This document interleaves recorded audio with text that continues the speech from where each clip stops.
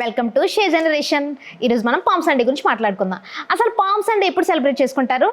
Easter కంటే ముందుగా వచ్చే ఆదివారాన్ని మనం పామ్ సండేగా సెలబ్రేట్ చేసుకుంటాం. అసలు పామ్ సండేని సెలబ్రేట్ చేసుకోవడానికి రీజన్ ఏంటి అంటే యేసయ్య యెరూషలేముకు గాడిద పిల్ల మీద రాజుగా వస్తారు. ఆయన వచ్చేటప్పుడు ప్రజలు మట్టలతోనూ కింద బట్టలు పరుస్తూ ఆయన్ని స్వాగతిస్తారు.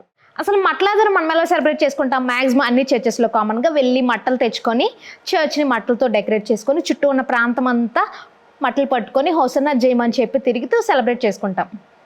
మనకి మట్టల ఆదివారం అనేసరికి గుర్తొచ్చేవేంటి? మ్యాక్సిమం మట్టలు, గాడిద, హోసన్నా అనే పేరు. మట్టలు అనే విషయానికి వస్తే యేసు ప్రభు వాళ్ళు ఉన్న కాలంలో అక్కడున్న ప్రజలంతా ఆయన్ని ఖర్జూరపు మట్టలతో వెల్కమ్ చేశారు. మనకున్న ఈ టైంలో కావచ్చు, మనం ఉన్న ఈ ప్రాంతాల్లో కావచ్చు, మనకు ఖర్జూరపు మట్టలు అనేవి దొరకవు. సో కొన్ని సిమిలర్గా ఉండేలా కొబ్బరి మట్టలు కావచ్చు, ఈత మట్టలు కావచ్చు ప్రిఫర్ చేస్తాం. మట్టలే ఎందుకు ప్రిఫర్ చేశారంటే అది ఒక విక్టరీకి, ఆనర్కి, పీస్కి, జాయ్కి రిజెంబ్లెన్స్గా ఉంటుంది కాబట్టి.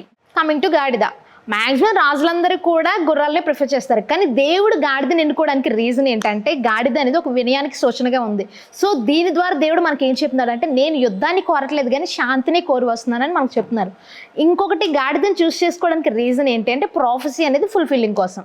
జకర్యా 9:9 సియోన్ నివాసులారా బహుగా సంతోషించుడి, యెరూషలేము నివాసులారా ఉల్లాసంగా ఉండుడి. నీ రాజు నీతిపరుడును రక్షణ గలవాడును దీనుడనై గాడిద పిల్లను ఎక్కి నీ యొద్దకు వచ్చి ఉన్నాడు. Coming to hosanna.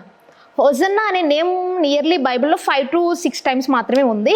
దానికి అర్థం ఏంటంటే సేవ్ అస్ నౌ, ఇప్పుడే మమ్మల్ని రక్షించు అని దీనికి అర్థం. పామ్ సండే గురించి బైబిల్లో ఉందా? ఎస్, డెఫినెట్లీ ఉంది. ఒకసారి రెఫరెన్సెస్ చదువుకుందామా? మత్తయి సువార్త 21వ అధ్యాయం 1-11 వచనాలు, మార్కు సువార్త చూసుకున్న 11వ అధ్యాయం 1-11 వచనాలు, లూకా సువార్త చూసుకుంటే 19వ అధ్యాయం 28-44 వచనాలు, యోహాను సువార్త 12వ అధ్యాయం 12-15 వచనాలు. అసలు దీన్ని పామ్ సండే అని పిలవడానికి రీజన్ ఏంటంటే దేవుడు యెరూషలేముకి ఎంటర్ అవుతున్నప్పుడు అక్కడ ఉన్న ప్రజలంతా ఆయన్ని మట్టలతో వెల్కమ్ చేశారు.